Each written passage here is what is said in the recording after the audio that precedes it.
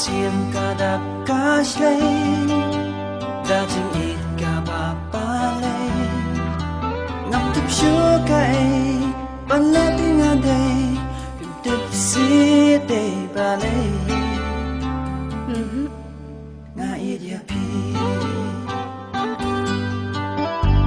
day tang ya pi mar way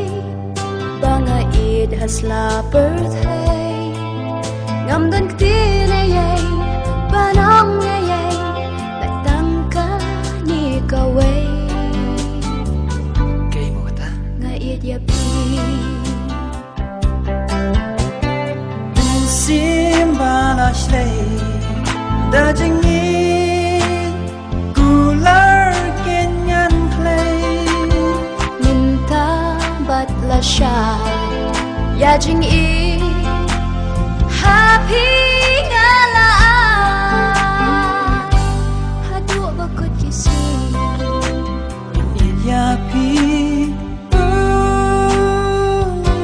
nga it ya pi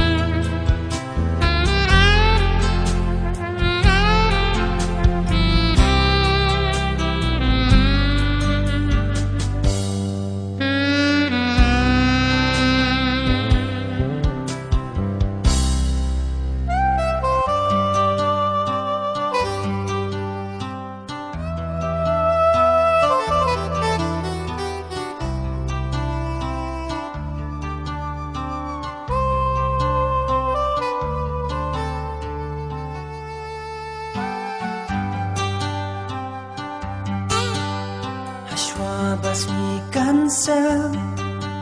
bajing gam kan mantela kajing ijonga kanyanya cerita kumbaka long ta ya thu si ngan idia pi nang hamin sim jonga pin re thuyền ba it minta kum ki jatsi